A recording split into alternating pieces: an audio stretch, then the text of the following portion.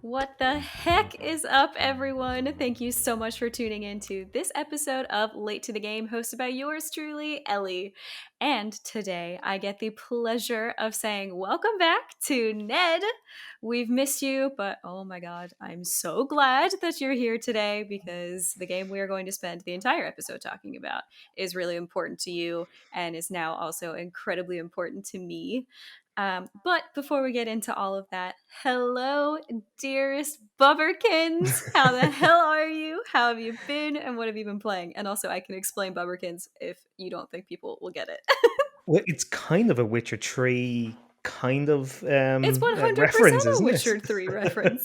Well, it has history even beyond that. But yeah, It, I mean, I've been good. I haven't been able to do too much gaming Hmm. recently. And surprise, surprise, can you guess what I've been playing? Oh, gee, I don't know. What is it that we talk about every episode you're on? That's what this segment should be called, Valhalla Ventures or something Yeah. like that. Yeah, I've been playing Valhalla, but I have a very good reason for putting myself through that pain, though, because the DLC came out a couple of weeks ago, and It it's a did. Wrath of the Druids, and it's Yeah, all so based in cool. Ireland.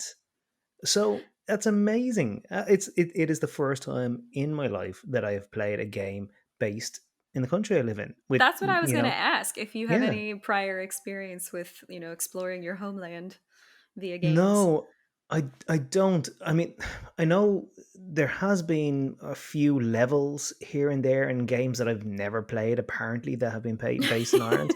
Right. And there's been a couple of Irish characters, not Assassin's Creed, Red Dead Redemption Mm. 2 has an Irish Dublin character. I forget his name now. He very well voice acted by an Irish actor, and actually Assassin's Creed had an Irish, Northern Irish assassin at one point. Well, Oh, actually, he cool. was a Templar, but let's not get into that. Okay. Um, but yeah, no, this is the People are first going to game think where you're like some sort of Assassin's Creed aficionado as well, considering this is the only thing you've been able to talk about. Because I, you've been so busy and you took on this behemoth of a game.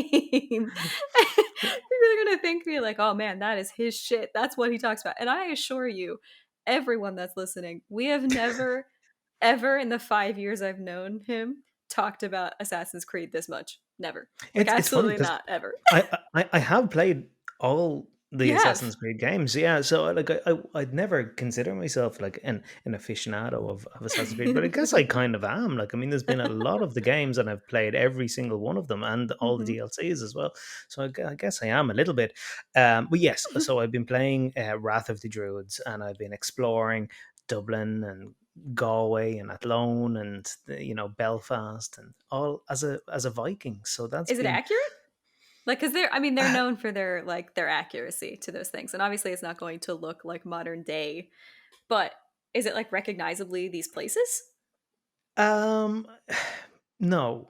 I Okay. mean, Dublin has, actually, the one thing I was really interested in to see whether they Hmm. got it right was whether they set up the village of Dublin on the right side of the River Liffey, because it was Okay. all on the south side originally.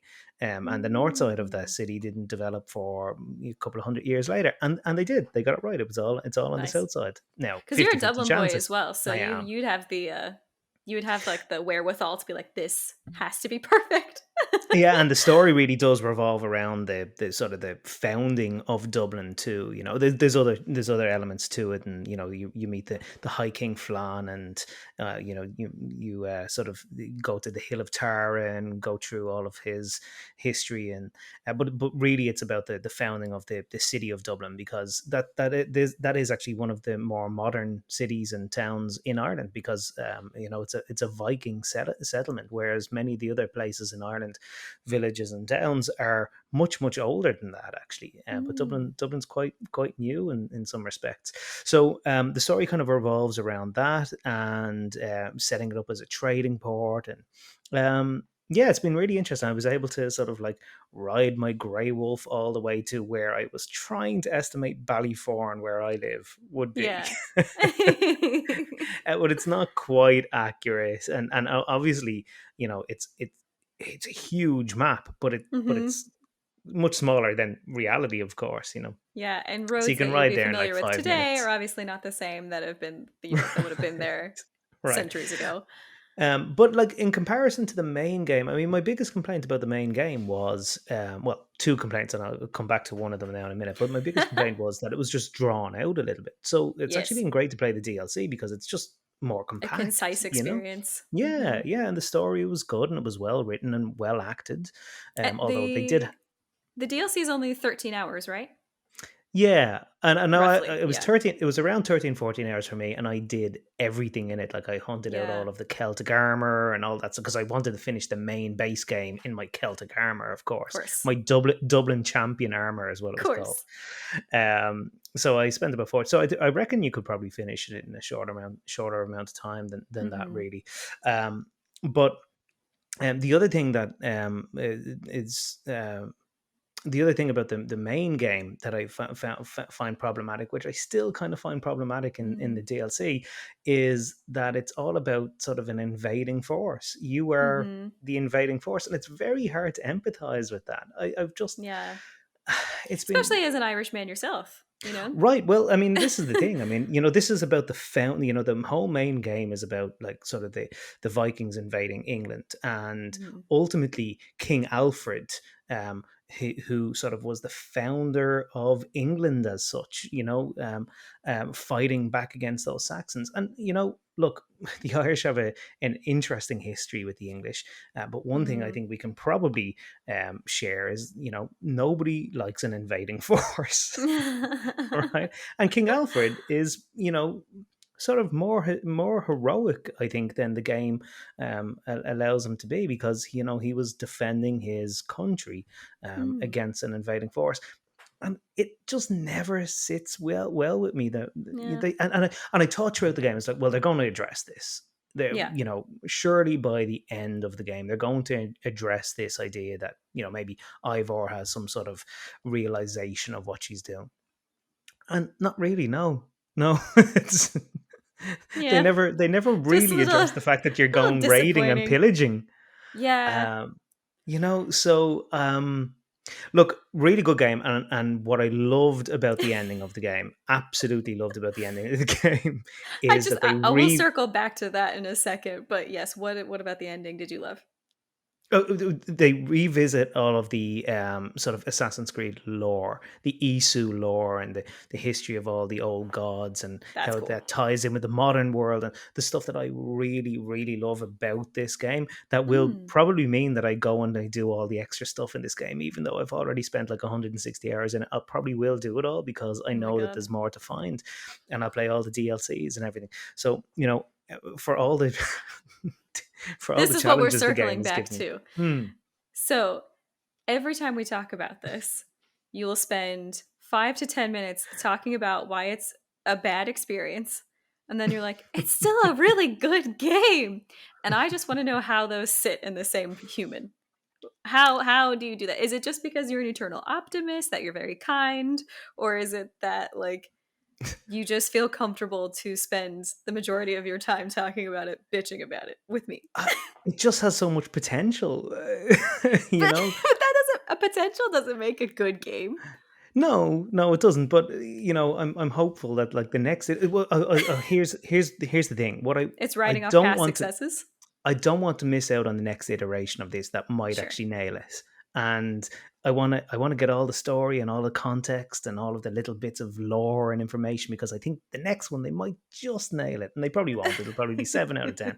But I'm optimistic. I know like it's a huge team. Multiple teams around the world, hundreds and thousands of people working to make these games, and I know like they're all trying to make the best game they possibly can, and you can see that in elements of the game clearly. But it's not as cohesive as maybe a smaller team would be sometimes, and that's the big Mm, problem with a big company like this making this game. Sometimes it's just not as cohesive. I'd love to see like more of a narrative director sort of like Corey Yeah. Barlog or something like that, like actually like taking the reins of something like this. But look, no, so I love the Assassin's Creed lore, and that's what keeps me going. And it was fun playing as a Viking, but I didn't really sympathize with them at all, you know. See, I would say for every hour that you played that game, Hmm.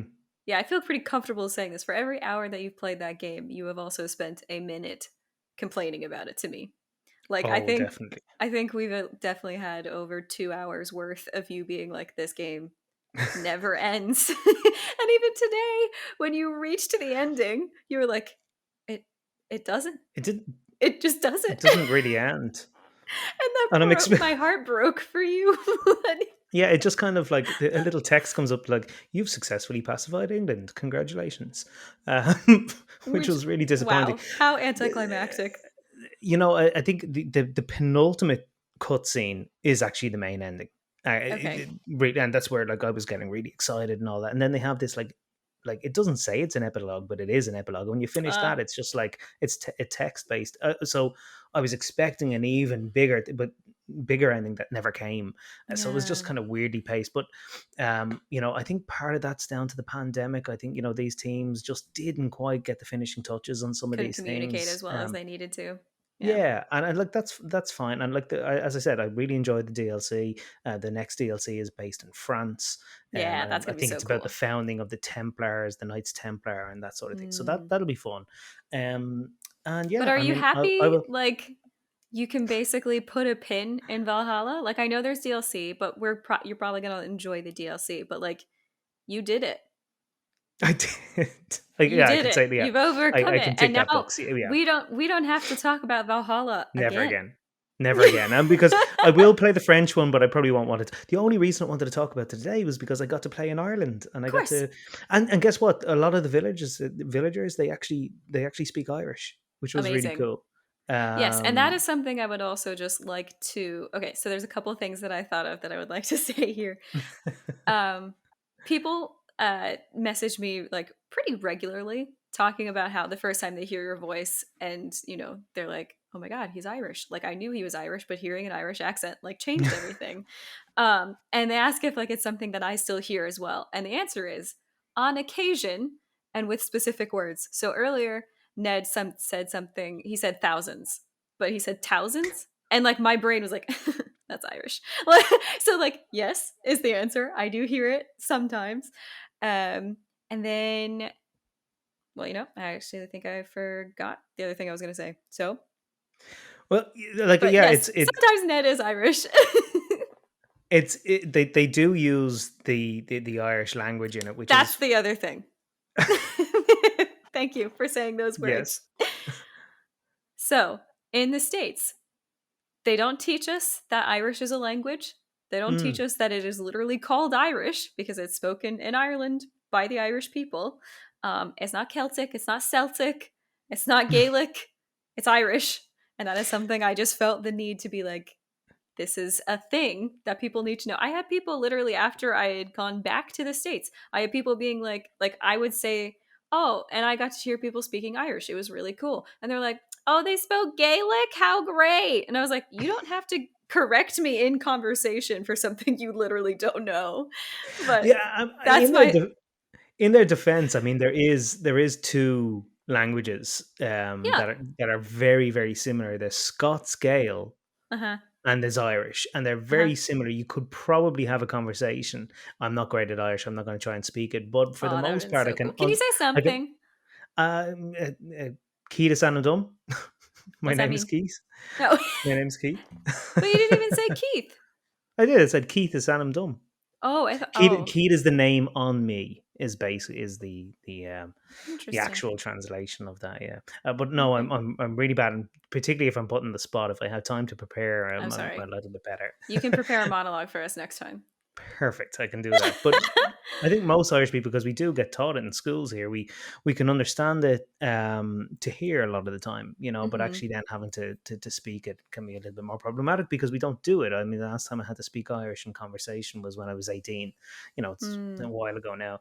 So Yeah, it was great to hear the Irish language. That's definitely the first time in a video game that I've ever heard Yeah. Gotta Irish be being so spoken. cool. Yeah, and then I took the kids to see a place called Rathcrogan, which is Mm-hmm. about an hour up the road from me. Not even an hour, about 45 minutes up the road, and that's featured in the game. It's So the cool. the seat of power for the High King or High Queen, actually, Mm-hmm. of Connacht, which is the That's western region of Ireland. is it So Queen I was able, Maeve? Or is Queen that Maeve, someone? yeah, Okay. yeah. So Yeah. cool. So that was really cool. So it's really cool to see these little historical places on a video game. Definitely. And Yeah. you know, look, Ireland's ripe for that sort of setting. You know, Absolutely. I mean, you and I could talk and have talked all day about this subject, about how much Irish mythology and Irish culture and like all of those stories just need to be celebrated because there's just a wealth of it in this land. Like everyone sees Ireland as like the world of magic and like fairies and changelings, but we just don't talk about it enough. But today is not the day for that.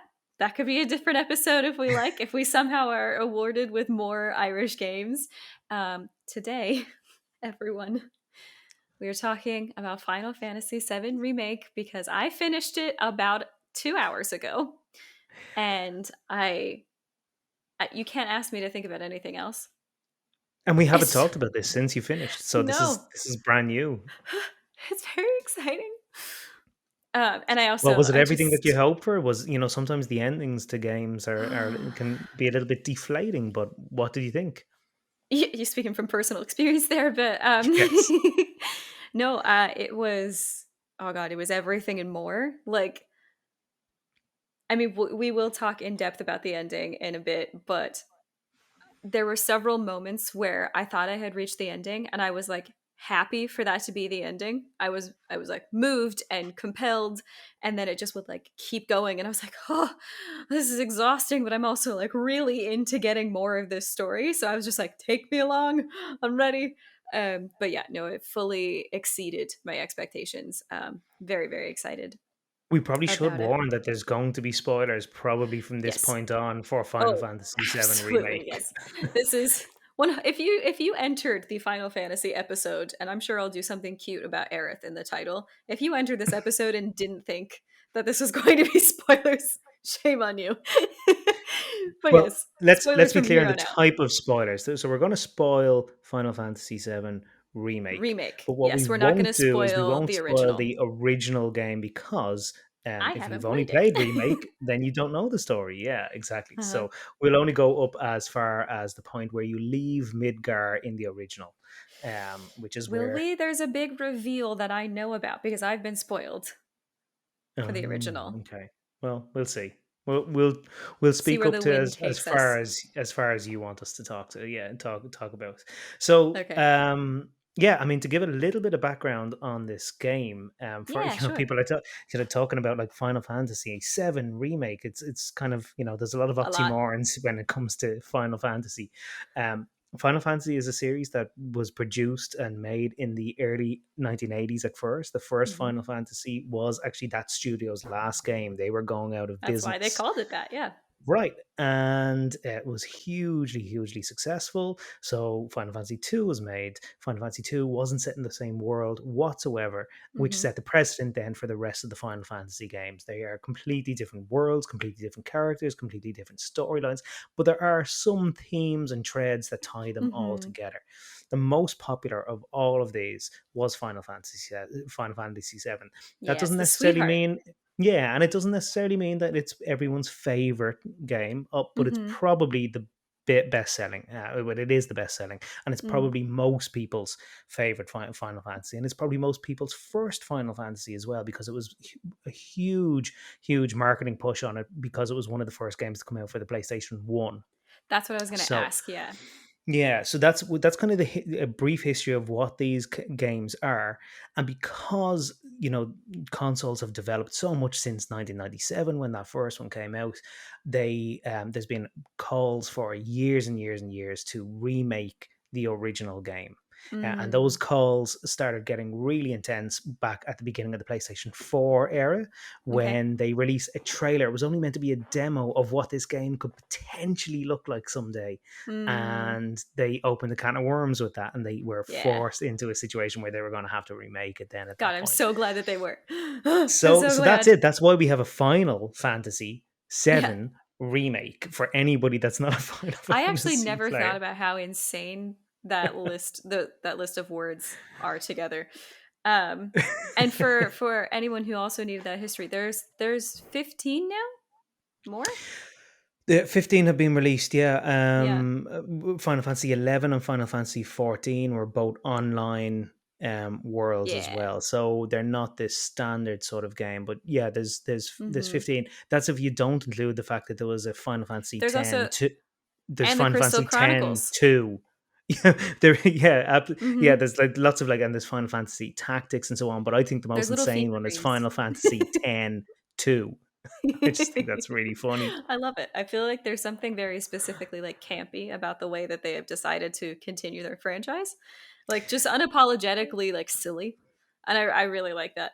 Mhm. But okay, so let's just like dive right in. So plot wise, I I don't know if I had any expectations for this. Like I so because the first the original is your favorite game of all time, I obviously like have just talked to you about this game before remake even came out and before I obviously would played it and everything. Um and so you this was before I even decided to pursue gaming that we've talked about. So okay, this is a spoiler. This is a big spoiler for original, but it didn't ruin my experience for remake at all, so I feel comfortable saying it to anyone. Okay. Um but in the original, Aerith dies, and when Ned told me about that, I was like devastated on behalf of his like child self playing this game. Like the idea because he spent so much time explaining to me how beautiful Aerith was, Eris in that game, and how loving and just wonderful she was. I was like devastated for him. And then going into remake, I was like, I'm so ready to love her and I'm already not ready to lose her. Mhm. Um and so like and this the entire game revolves around Aerith. Like it revolves around her being an ancient, her being like, life source for the planet kind of thing. And like the pursuit of getting her back is where the game really like took off for me. Right. Um Yeah, it does. I mean, it's funny that that's an interesting perspective that it revolves around there because yeah, I think certainly the remake has a bigger focus on the fact that it does revolve around Aerith. mhm. Um, in the original, those first like 10 hours, because that's another thing to point out here is that Yeah. the remake is actually only the first 10 hours of the original game have now been expanded out to like a 40-50 hour game, I and there spent will be a Final Fantasy VII 44 and a Remake half 2. hours on it.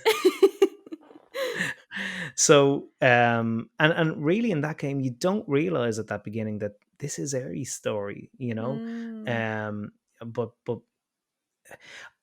to give it context for, I'd say anyone that certainly that's my age that played this game back in 97. Started playing it in Christmas 1997, oh, that's and hilarious.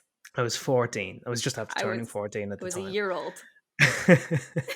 And um the games that I had played before that were all platformers, playing and maybe Street Fighter and things like that. Nothing with much storyline whatsoever. So the day I got this and I was meeting Jesse and Biggs and Wedge, and I was part of this Hmm. team, and I was able to rename my character from Cloud to Keith at the time. That's So so funny. Did you do that? Were you Keith Strife? yeah, Keith Strife. Also, we should know he's Ned for so many of his gaming monikers, but his Right. name is Keith, and that's a different story. But just so you That's know, they're one and the different story same. for a different day. They're one and the same. He is both. But yes, So so you were Keith Strife. yeah, That's amazing. I was just embodying this world. I mean, nowadays that's what we do in games, but at the Yeah. time it was the first time I'd ever done anything like that, Hmm. and it was just it engrossed me. Yeah. And the next thing that it did, 40 hours into the game, because it probably took me over 100 hours to finish it the first time, when I was allowed to play games for like 1 hour a day, so it just felt like it was my life. Right. It killed my gaming girlfriend. Yeah. That had never happened in a game, and Mm. you, you know everyone was searching for a way to kind of find her again. Yeah. And that's kind of what this game leads on to, which is really clever. Mm. Because at the end of this game, spoilers now for this game, at the end of this game, you're kind of saying there's actually a tear in the reality. There's a meta sort of That's so approach to this game cool. where there's a chance that this is an alternative reality, and Yeah. Ares and Sephiroth, the bad guy, are both Oh, sort of aware of this alternative yeah. hope. Well, because she drops hints throughout the whole game if you know to look for it as well. Like Mm, several of, it especially coincides whenever Cloud has like a PTSD moment. She, if she's there, there's usually something where like she'll say something and it's like Aerith's just kind of like floaty and funny anyways. Like it could very easily be just like pushed off as being like she's kind of crazy and that's why we love her. But like knowing that she's died in a past game and knowing that this one is different, like I knew to actually look out for those little mm. slips and stuff. And so like she was telling me the whole time that she was aware of so much more and I was like I missed life all of that. changing. Yeah, of I course. missed all of that up until the stage where, again, we're talking endgame here, spoilers. Up until the point It's all where spoilers. You don't Sephiroth have to give anything. kills Barrett, or he. Oh my god, I Yeah, was that's the moment that's like, devastated. okay, this never happened. What is happening here? This never happened in the original. Yeah. What is happening? And then I started questioning everything and kind of Wow, that revisiting okay. things that were said. And So, for anyone that hasn't played this recently, and I don't even know if you know how far that is in the game, that's like I spent 44 hours and 44 and a half hours playing this game. That is definitely at like 41 hours. right, yeah, That at the that's very when you end. started questioning it. So Yeah.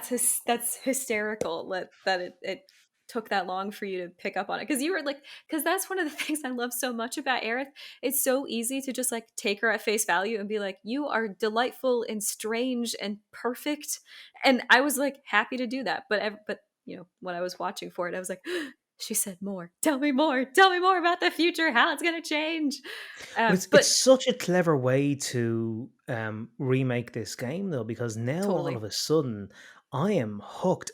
Because I think the game makers are well aware that players like they me were devastated just people. searching for ways to Mm-hmm. save Ares, Yeah. and now there's 20 years later, there's this chance to save her.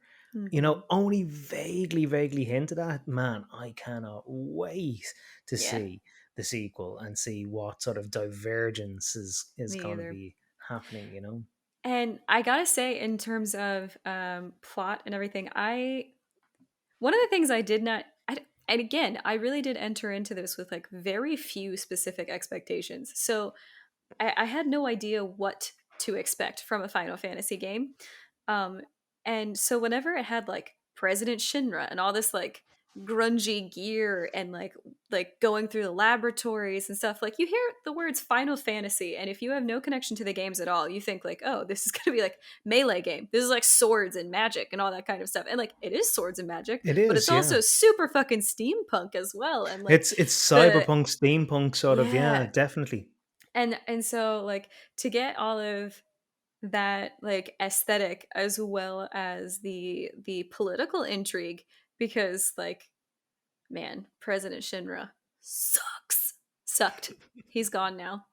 But my god, he was just the absolute worst and it was just like it was there were so many moments like okay, so you have President Shinra and Heidegger and everything and like these bad guys are such perfect video game bad guys. Like they're so unapologetically evil and one dimensional. And there Wow. was something that I just like loved about that. And oh my god, at the end, okay, so at the end after all of it, it pans to Hojo. Um after and he's looking at where I think her name's Geneva. had been taken out. Sephiroth had taken her out. So he's looking at this empty vessel where Geneva had been. And I was like, yeah, suck it, Hojo. This fucking blows for you. You don't have your science experiment anymore. And then he was like, and like he was overjoyed. And I was like, what? What don't I understand? And so like he was just I just loved there were so many parts to this game that were complex and beautiful and deep. And then there were also so many parts of this game that were just like gamey. Like they were just so classic video game like feelings that I was just like, I love this. This is everything I wanted. And, they're setting up relationships there as well that will get further Mm-hmm. expanded on later on in the series. Yeah. And some of those bad guys, you're right, they're very sort of um stereotypical. But I think they're that way though because at the beginning of the game you think they're the bad guys, Mm-hmm. but actually this Sephiroth guy who you're only really dreaming about at this stage. He is, I mean, for many people, the best bad guy in a video game I love ever. him. And we've barely really met him. Now, in the original game at this point, you haven't met him. You haven't even really heard about him up until Mm. you see the people that he's killed at the top of the Shinra building. You've never heard anything about him until that stage. Um, so you see a lot more of Sephiroth in this game than you do in the first 10 hours of the original. But Mm-hmm. he is legendary. Yeah. Just an amazing bad guy and deep and complex and someone that has, you know, kind of like Thanos and the Avengers. You can almost kind of see a I think reason behind the Sephiroth's things he's way doing. better. Sephiroth's way But better than Thanos. I just mean though that you can almost understand his motivations for doing Mm. doing what he's Yeah. doing. That okay, so I just need we just I just need to spend time talking about the bad guys in this game that are like not Heidegger and Shinra that are and Hojo that are like obvious bad guys. So one thing I didn't know going into this, even though I knew that Sephiroth was the one that had killed Aerith in the original game, I wasn't sure like if he's like genuinely the super bad guy. Like the whole time I was getting like flicks and stuff to him, I was just like what am I going to find out now? Is he bad? And whenever and like the whole time, like up until he killed Barrett, I wasn't sure if he was genuinely evil. Like I was like, he seems to know Cloud. Are they like somehow like brothers in arms and have done something? But then I found out he's like basically a god. And then he killed Shinra, and I was like, fuck yeah, let's go Sephiroth. And then in the same swing, killed Barrett. And I was like, I was like, hang on. I thought we just built something here together. Um, but then Barrett obviously survived, and I was very very glad for that because I was about to be devastated. The whole time I've been thinking about Barrett's repercussions for Marlene, whole time. But so like the bad guys, Sephiroth included, and I've texted you this so many times throughout the 45 hours that I played this game, where I was like, why are all the bad guys so hot? Why The why are Turks, Rufus, I Sephiroth. just I just ugh, I just can't handle it. They're also androgynous and beautiful and like witty and have just such good voice acting. And so like every single time I was just like, I don't want to be excited by you, but I am. Except Reno. I wanted to murder Reno very personally because of how quick he was. I can't deal with a fast opponent. I can outthink, but I cannot deal with a fast opponent that will not let me get hits in. But I eventually loved Reno as well, especially because I think he and Rude are in love, and I want that for them.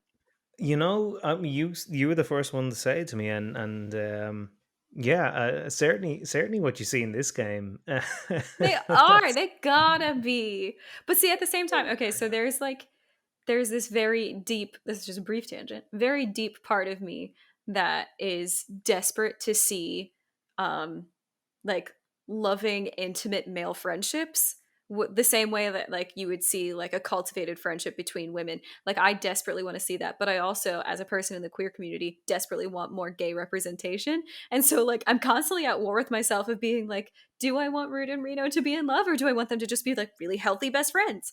But like, I'm here for it either way, but at the moment I think they're in love and I really like that for them.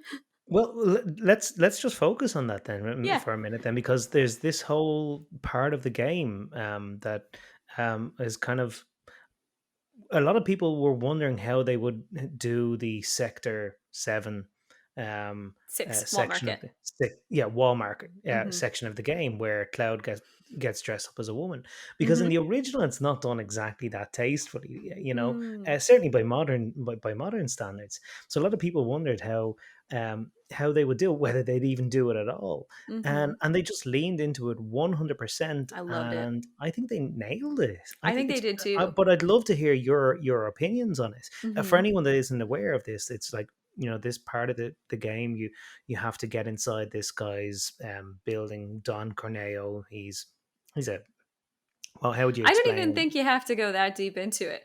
There is a moment where you have to make nice with one of the leaders of this community, and it happens to be an excellent drag queen. And so you have to put on a drag performance as Cloud, who is this like, I mean, his name is Cloud Strife.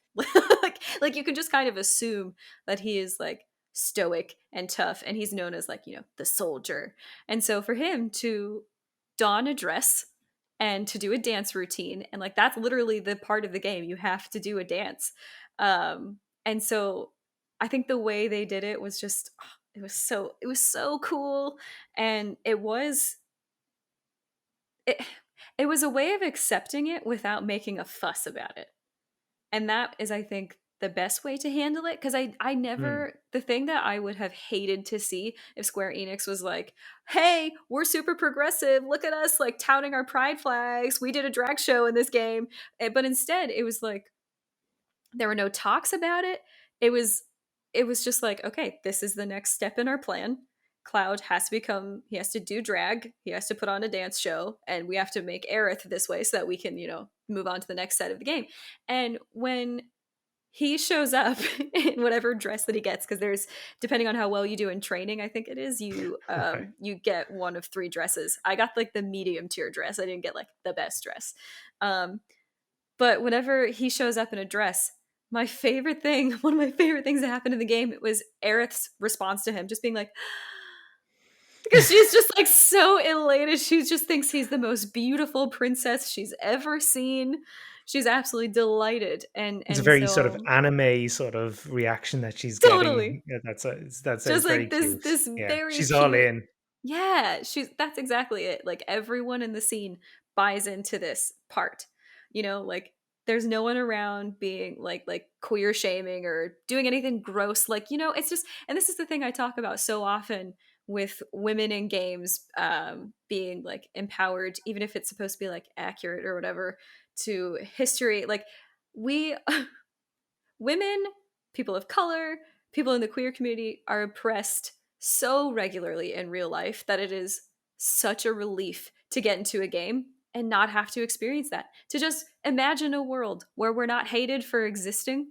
And I know you and I, like, sometimes we, like, you obviously agree with that to an extent, but I you do. err on the side of accuracy more so than anything. But Only when but it comes only when it comes to historical yes, stuff, because and but the only reason that I do that is because I don't think that it necessarily does anyone any favors when we're I know. representing history as being as That's why being I like other the than it alternate was. reality of history. Yeah, I an don't. alternate reality is totally okay. All Yeah, totally okay with alternate reality and fantasy and all that sort of stuff. Anyway, but sorry. it was really nice to get to just like enter into this game and not have to deal with any like bigotry. To just be like, yeah, this is what we have to do. This is it. And Cloud is now beautiful. Like it doesn't matter. And I think like that kind of um like queer community acceptance really translates through so much of the game for me, because like all of the bad guys are super androgynous. Like super androgynous and super beautiful. Like look at any single one of the Turks. Oh my god. They're all stunning. I think the only people that I can think of right off the top of my head that are like very definitively like their genders would be Tifa and Barrett. Like, well, I suppose Aerith And would be as Aerith, well. yeah, Yeah, because they're like, yeah, because those are two like hyper feminine women, and Barrett like could not be more masculine and brawny if he tried. and the Chocobo Wrangler. Ah, oh, Sam. I love With the him. deep There's a part Texas of me accent. that's like really unreasonably attracted to him as well. But yeah, I mean, I just everything about this game is so good. I don't have enough time in the world to talk about this game, but let's put a pin in that. Combat. Let's talk about the difference between the original game and this one. So I'd love for you to start on the original game's combat. Yeah, I mean, the original game was all turn-based. Mm-hmm. It's kind of based in the abilities that those consoles had at the time. So, you took a move, and then the bad guy took a move, Was and it then timed? there was an element of timing in it. Yeah, so you had and there was different options depending on how hard or medium or what difficulty you had it set at. But there was a Mm-hmm. little time bar that if Okay. if you didn't make your decision in that time, well, then the bad guy was going to go. Okay. So there was a timing. You had to make your decisions a little bit quicker and so on. But you could just turn that off and take your time about decisions. So, but it was all turn based, and you had all your good guys on one side of the screen and your bad guy on one side of the screen, and that was Mm-hmm. it. But what I love about this game I is that there's still love an the element combat. of that within. It still Mm-hmm. feels very like that.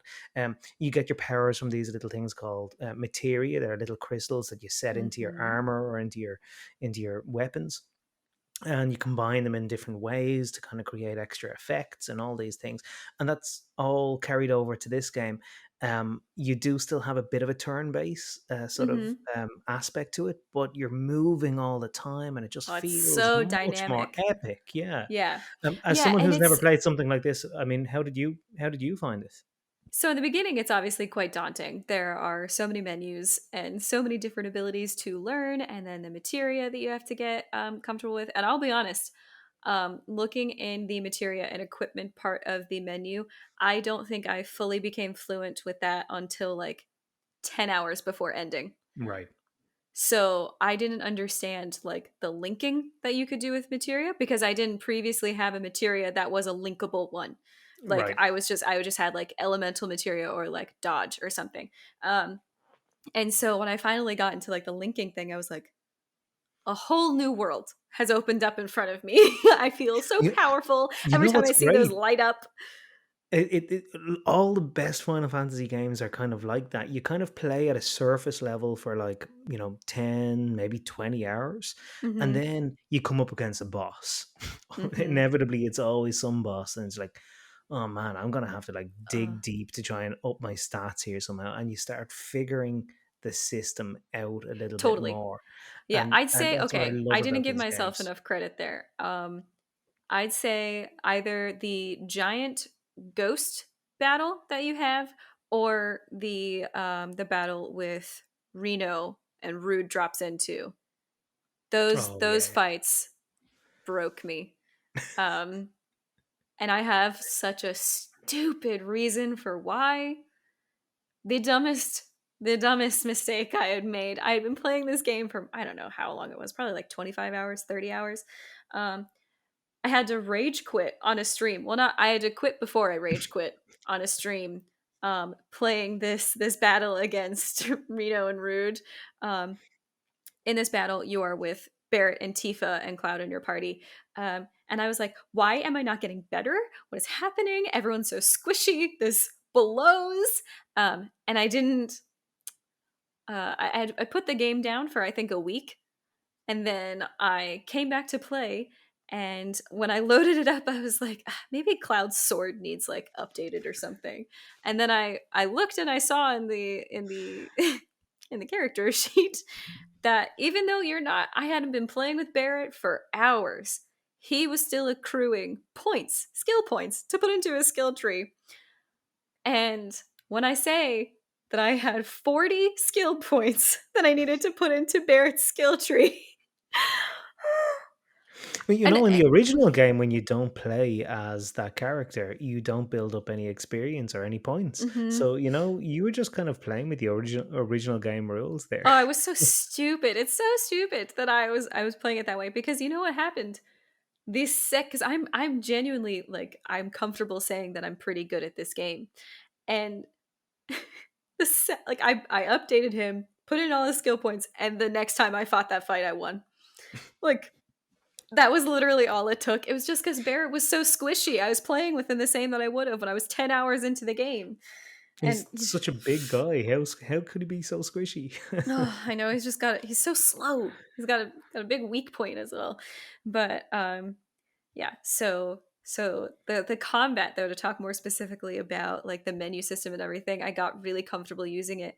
Um and oh my god, at the end of the game, or I don't know, maybe that was just how I played it. When I upgraded Aerith's staff to the one that has like the two metal circle things, I don't remember what it was called. Um, but whenever I upgraded to that, I got a new ability that was called Ray of Judgment. That is my favorite thing in the entire world. I will just like play as her, zing like 90 like attack shots so that I get her ATB gauge all the way up and then be like, Ray of Judgment. And then like I switch between every character and do like really strong abilities. And that's how I was taking down everyone. But So you um get to switch between characters obviously a lot in this. yeah. Who was your go-to default character to control? I mean it depends on the kind of person that I was fighting because I would be like I was quite fluent in which I would play with more often. But generally, I would usually switch to one of my like mages whenever it first started to like get a gauge of what the scene was like, what their attacks were like, and that'd be Aerith or Barrett. And if I needed to just like because I leveled up so much of Cloud's materia that I still wanted to like use him for that kind of stuff. So I would switch to him, hammer in a bunch of attacks, and then like dodge back and do some big materia thing and Figure out switch what to was someone happening. else. But generally I felt like, oh my god, especially the boss battles where like I don't know I don't know what happens to me, but I go into like a trance with boss battles where I'm just like, I'm in it for the long haul. I'll play this boss for 50 minutes if that's what it takes. But like if you give me a mid-level boss that's like just a little too difficult, I will lose my mind. Like I will lose my mind. I will die out of rage like 5 times before I finish this. But give me one of the hardest bosses in this game and I'll be like, yeah, I'll do it. First It's like try. it's like setting expectations, isn't it? Like it's when you Yeah. go come up against something that you think, "Oh, okay, yeah, this will be quick 5 minute fight. But then when you're That in they can, arena, yeah. your brain just switches. Um, but yeah, I'd say when I have the option, I probably play with Aerith more. But my tendency, like, I don't think I do actually favor any of them because my tendency is attack, attack, attack until in whatever way that seems most effective, whether that's magic or, melee, with whatever character. And then once the opponent turns on that character, I leave them to fend for themselves. I like, you will dodge better than I will. I'm going to go switch to a different character. So They that's don't just how always I, though, unfortunately. they really don't. Um, I but mean, yeah. one of the disappointing things about the combat for me in this one was the lack of characters. There was only four, and in the original, you've probably got like a whole cast of like 10 different characters Okay. that you can use. And I know, obviously that's it's still early in the game, Hmm. and so by this point in the original game, you probably hadn't got that many characters to play. But in the original, you knew you were working towards getting more, whereas this, there was always going to be just those four, and always just that limited amount of Was it just materia four and of them? choice. It Yeah, it was was. only four. Yeah, yeah. See, Tifa, Aries, Barrett, and if Cloud. Yeah. I never felt sad about that. Like, not once. There were times where I would have liked to have had all four of them in battle. Like, Mm. I didn't like that I could only control three of them at a time. Um, but at the same time, I don't know what the experience would be like if I played as four of them. That might be overwhelming, and I might just constantly be healing people. So, I mean, probably something to weigh up there. But I liked the parties because I felt like I got to know their abilities really intimately, and I don't know Yeah, that I would have if there were more. and I get that. I think it's just because I come from a perspective where I know some of these, and I really want to, Hmm. obviously towards the end of the game, you meet Red 13, Yes. Oh, really he's so cool character, and he's cool. playable in the original, and they didn't make him playable. We And I only guess, got him like, for like 5 hours. He probably will exactly. be in the You only next get him one. towards the end, so they're not going to give you this character that you barely get to any time with and develop Yeah, a that would have whole been system overwhelming. around them. Yeah, of course. So I get why they did what they did, but Hmm.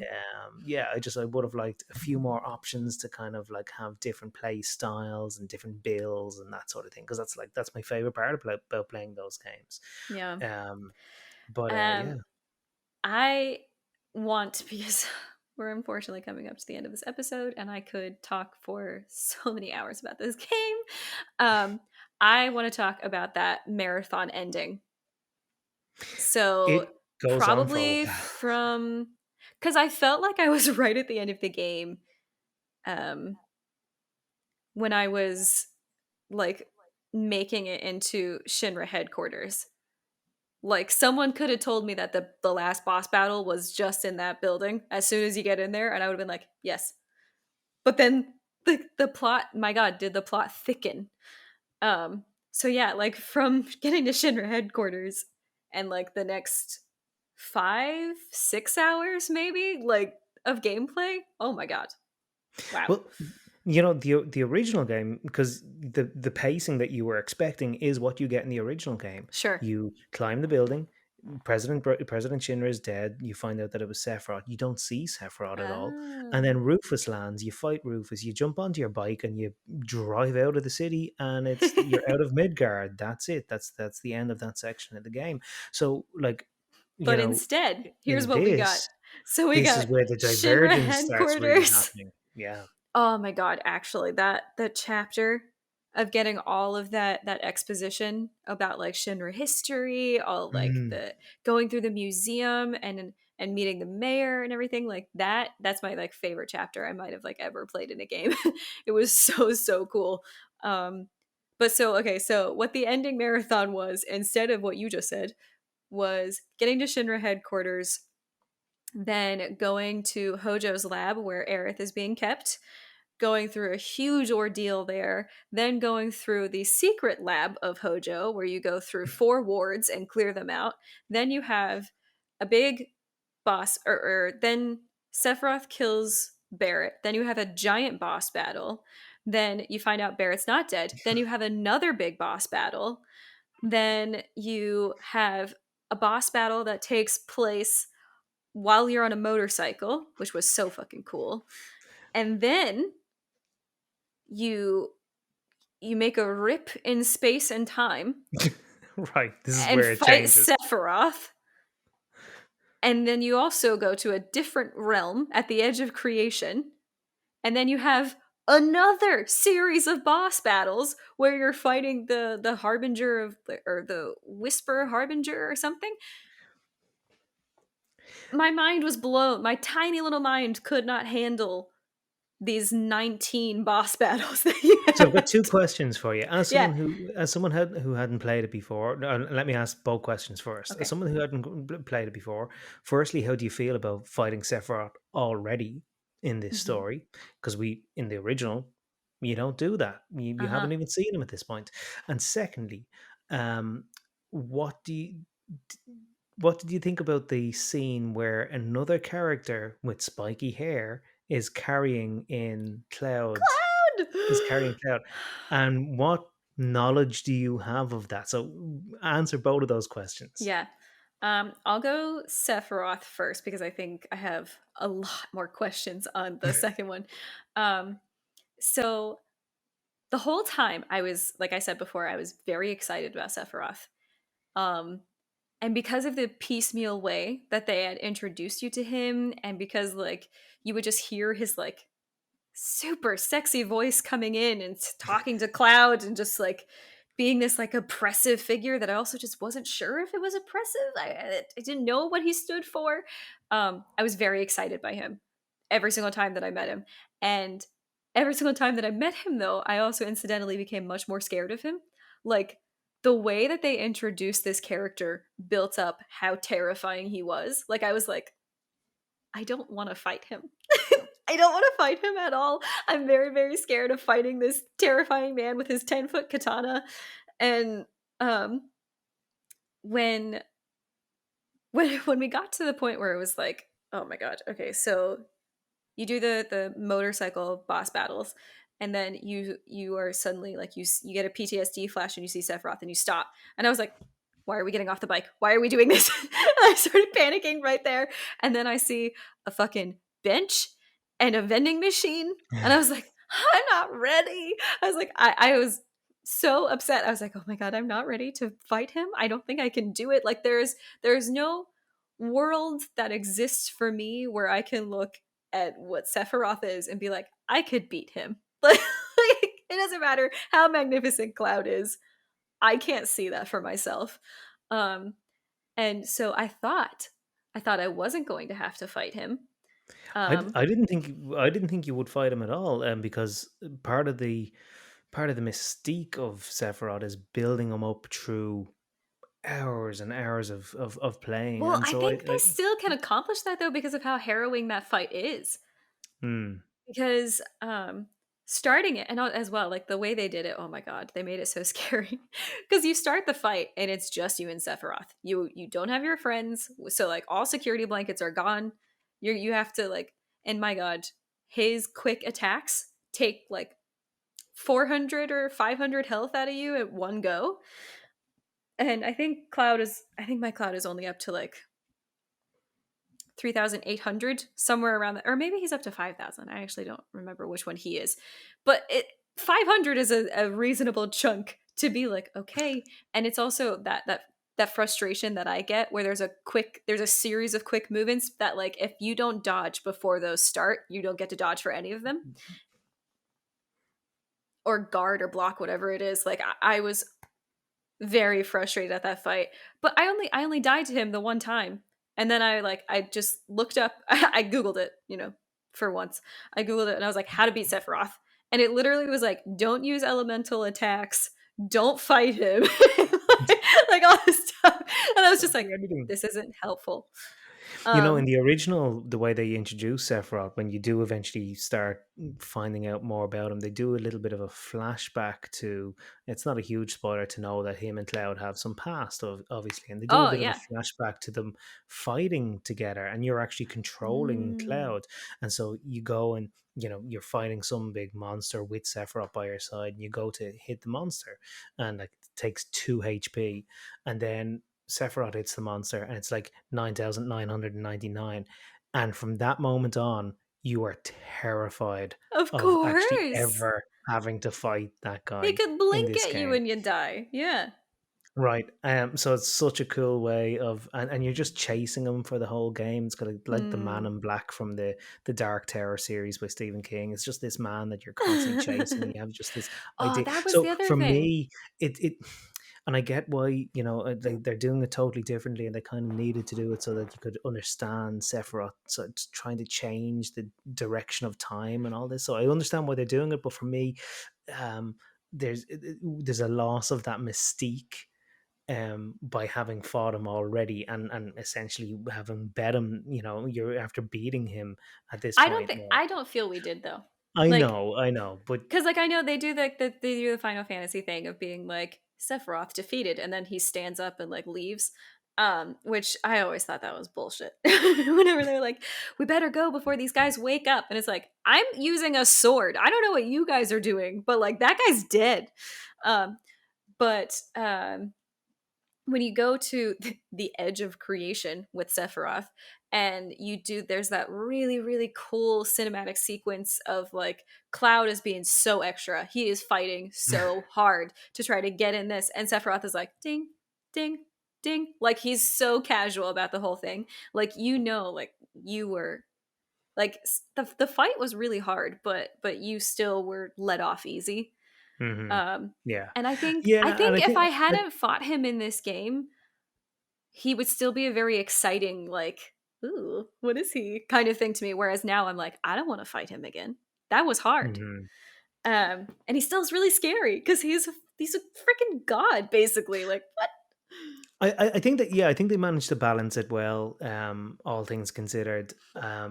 You know, I just there's a slightly different pacing to the whole thing now, which is just this, as I said, it was just this mysterious guy that you never really knew who they were. It was only just through memories and flashbacks and stuff, Hmm. and there's just a loss of that. It's just my own personal opinion on it, but maybe it's Mm-hmm. just that I played the original and I can't I can't shake that, To But your other question, yeah, um, in who regard is to this guy? Zach, so they So did name it's him. Zach. Okay, Yeah, sorry. Yeah, I they did couldn't name remember what him. you knew.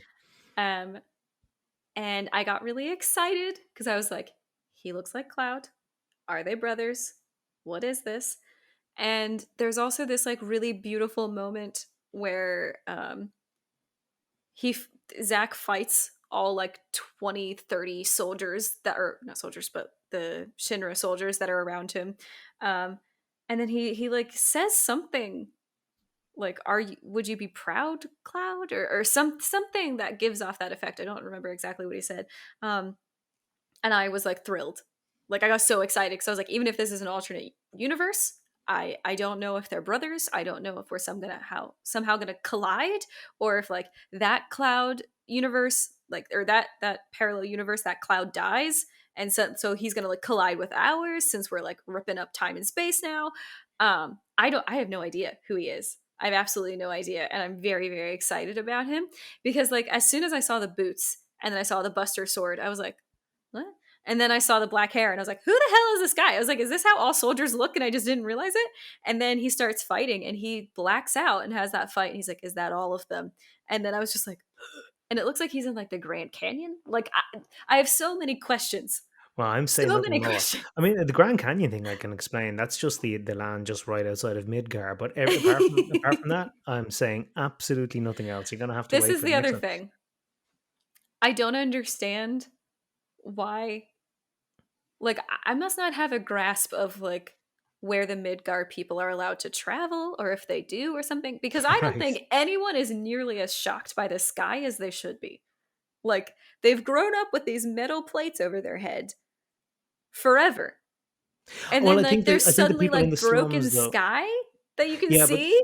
the people in the slums though can travel up to the plate for work and stuff like that. They just live in the slums, so Oh, they regularly travel between the okay, two of them, but they don't okay, live up there or mix with them. I think there is travel between the two, so I think they okay. see the sky. And I think they can see out beyond Yes, as well. And okay. people Because I travel to kept feeling Midgar like as everyone was really blasé. Like I yeah. was No, but like, you were seeing the sky for the first time. I think the citizens travel in and out of Midgar. So, people move to Midgar, actually, like Tifa and Cloud, for instance. They're not from Midgar, See, you this is the know. thing though. Like, because this is the only experience I have with this, I don't know that context. Like, I have no Well, idea that no at one the is beginning of the from. game, the Tifa says you're basically just after getting here to Midgar. I'm gonna set I you up know, with but I this little didn't know that house the and this rest of the job. world didn't look like that. Okay, yeah, that's fair enough. You know? Yeah. No idea. I have no context on this world at all. But no, it's just, oh god, it's so exhilarating, and I have to, like, I just, oh my god, I have to talk about the fight with the whisper gods, whatever they are. Mm. Amazing. Like mind-blowingly good. And god, the fight with Geneva or Genova, she was amazing too. Like, these It's a ending long boss one. battles were so good.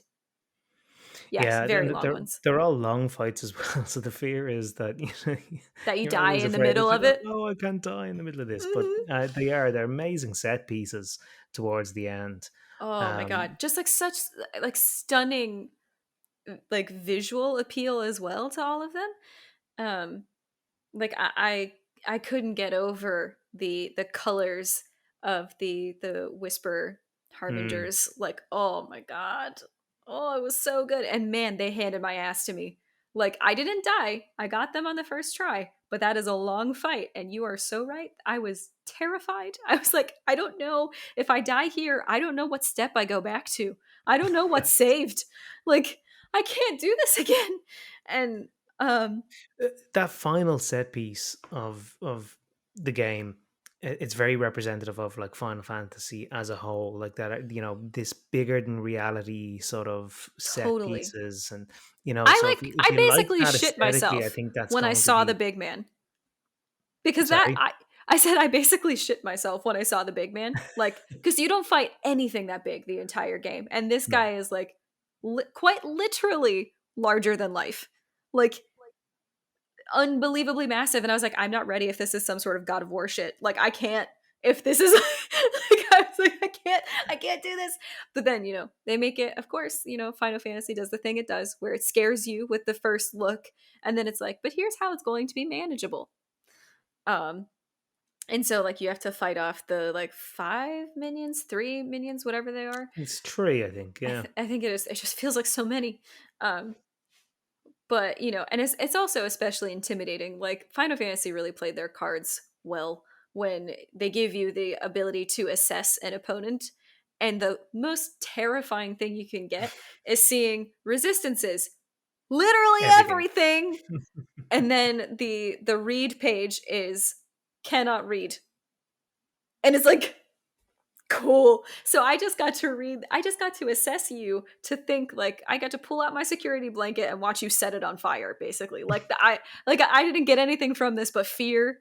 And I was just like, that's awesome. Love that for me. Thanks. But that fight was so cool. It was so, so cool. I Um, can't remember whether that's before or after Sephiroth. it's before Hmm. because after you finish it, you are awarded with MP and HP fully restored. And I was like, oh, that's nice of them. And then you're immediately into another fight, and that's why they did it. And I was like, oh, it was nice of them, Oh, but I also a see. specific kind of cruel. Um, how did you feel? Like, so were the boss battles? I mean, obviously they weren't that like magnificent; they couldn't be. But like, were they?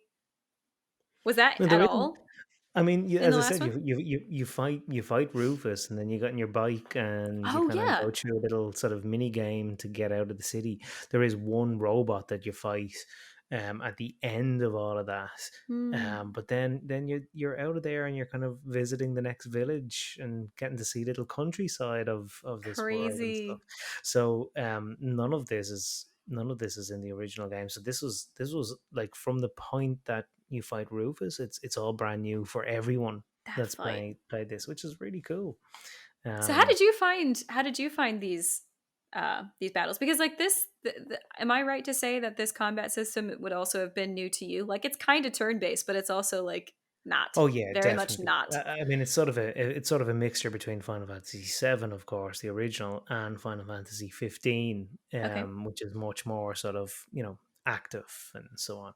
Best battle system that Final Fantasy has ever done is this remake, Oh, it's so hands good. down. It's I love it really so good, much. and because I like that strategy, but I also like that it feels very immediate It and feels very. organic as well. Yeah, and it feels like Mhm. there's a sense of immediacy about things and a sense of Mhm. urgency about everything, which turn based obviously doesn't. Um, Loved all the final battles, with the exception of the Sephiroth thing. From I've already said, but yeah, I just very much felt. I was wondering how they would end the whole game, because Mm. going leaving Midgar in the end, but it originally was, yeah, it was a big moment, but it definitely wasn't the end of the whole game. And Mhm. I thought the whole thing might fall a little flat, actually. Um, but they managed to make it a, a big ending. Huge, Mm. gargantuan ending. I also just like because of how epic the battle between Sephiroth is and those Whisper Harbingers. That's what I'm just calling them now. I think that is loosely what the name is, but whatever. Um, I feel like because those are so magnificent, that I imagine it doesn't often get talked about the car chase that you have with the I don't know, the big tank boy that you fight on the highway. And so he's a boss at the end of the He's so original. cool. Mm. I died to him a couple times, but he's so cool. Like, I loved all that. I loved the highway fighting. I thought that was amazing. Yeah, and there was a mini game in the original with all of that, press left, press right sort of thing, Yeah, which you sure. could then replay as many times as you wanted in a place called the Gold Saucer, which is kind of like Oh, yeah, Vegas yeah. in that world. Yeah. So that's a whole other ball game that you have to look forward to in the next game. Oh my god. Well, okay. I guess that ends today's episode. Oh, I I have to honestly say, well, just what? before you do that, the DLC is out today. Tomorrow. Today by the time Yeah. here. Yeah. Yep. So this is a really good time to be talking. So we're going to meet Yuffie and do all Yes. of that stuff. So I'm that's gonna be so fun. delighted. So, so Yeah. thrilled. But yeah, I mean, I could talk about this for hours on end. I have not said nearly as much as I want to say on it, but you can expect a written piece about it soon. So thank you so much to everyone for listening. Thank you, Ned, for being back here. And I just want to say, don't forget to join the community Discord and stay up to date with all things late to the game on redelligamer.com. That is REDELLIEGMR.com. And we will see you next time. So bye, Bye. everyone. There Yay. you go.